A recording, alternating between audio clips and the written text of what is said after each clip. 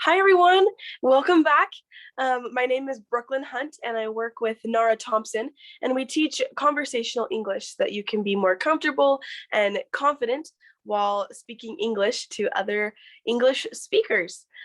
Today, we're going to go over another set of idioms to help you kind of understand some of the words and phrases that we native English speakers say all the time.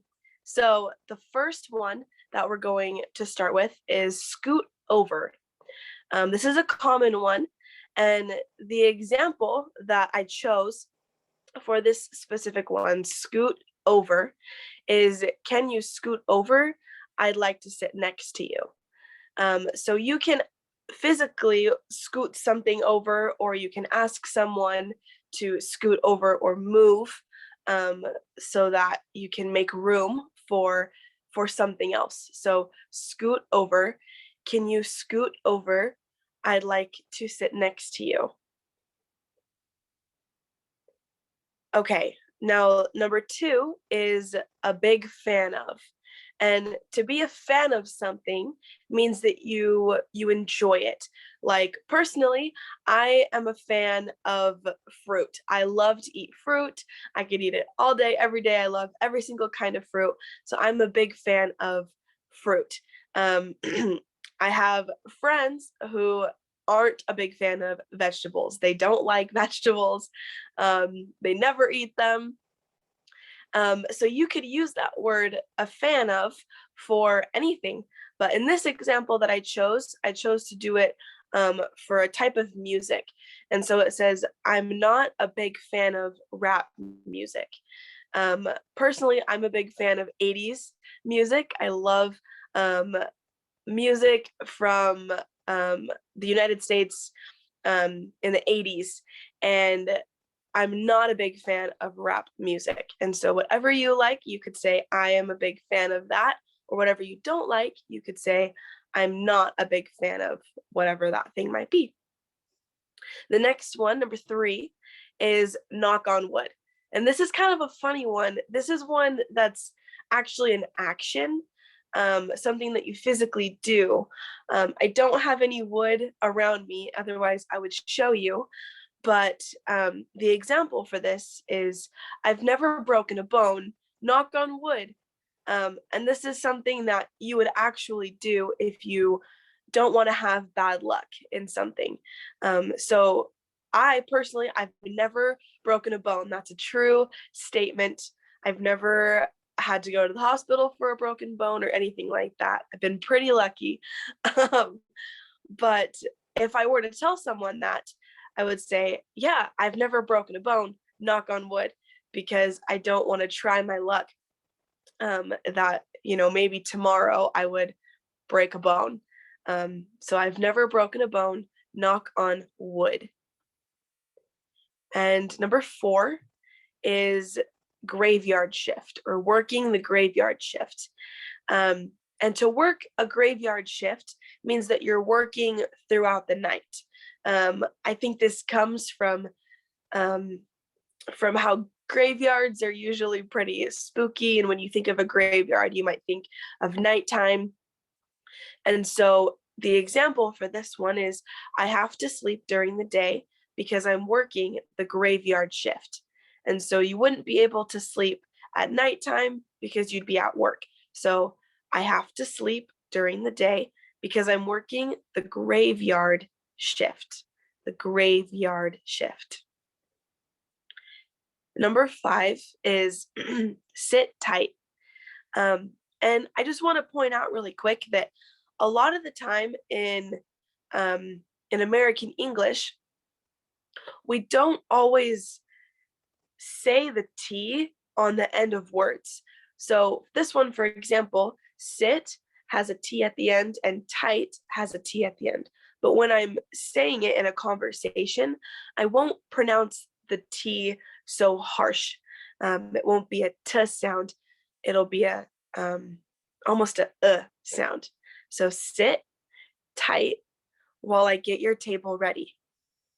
And to sit tight means to just be patient and wait for something to happen. Sometimes we have to sit tight and wait for someone, or we have to sit tight and wait for something.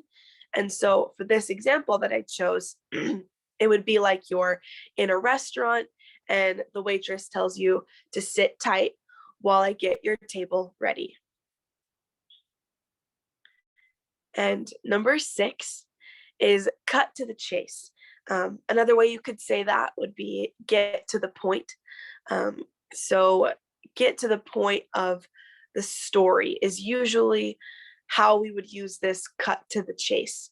So the example for this is just cut to the chase and tell me what happens at the end. I don't know if you've ever been in a situation where you're talking with a friend or a family member or a random stranger and they start telling you a story. Or maybe you're that person who just likes to drag the story on and on and on, and tell you every single detail of the story. I have an older sister who, when she tells us stories, she just tells you every single detail, paints the whole picture of everything that happened. So often I'll tell her, just cut to the chase and tell me what happens at the end, because at the end is really the part that we care about, the part that we want to know. Obviously the most important part is what happens at the end of the story. So cut to the chase and tell me what happens at the end. Number 7, up in the air. Up in the air. The example for this is our plans are kind of up in the air for today. Usually you'd stay up in the air when something isn't decided yet. You wake up one morning and you don't really have anything going on. Maybe you have a day off of work and you haven't had anything planned for that day. And someone asks you, well, what are you going to do today? And you really don't know. So you could say our plans are kind of up in the air for today. They're kind of up there, kind of all tangled together. So up in the air. And the last one is a couch potato. This one is my personal favorite. I think it's hilarious. A couch potato is someone who just kind of sits on the couch and does nothing all day. They just kind of sit there, watch TV or play video games and eat food or scroll on their phone. And someone that is just pretty lazy, that doesn't do any work or try to accomplish anything or be productive.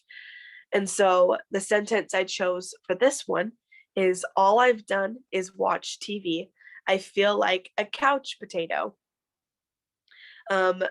You could actually picture in your mind a actual potato sitting on a couch.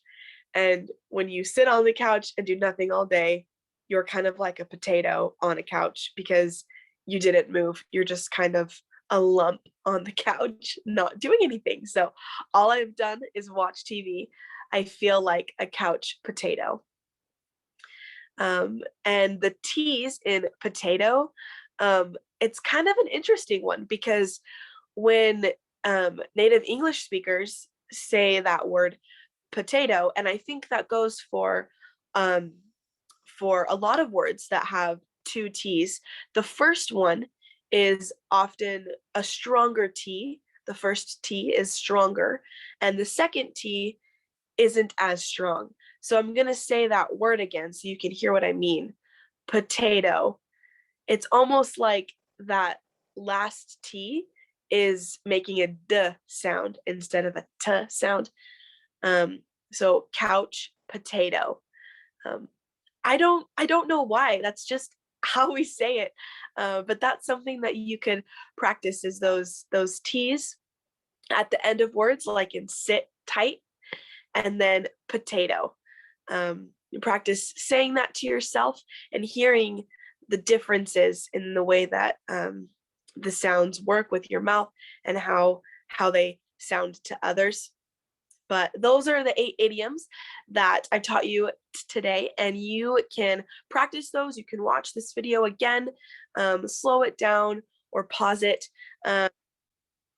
And I hope that all of you have a wonderful rest of your day.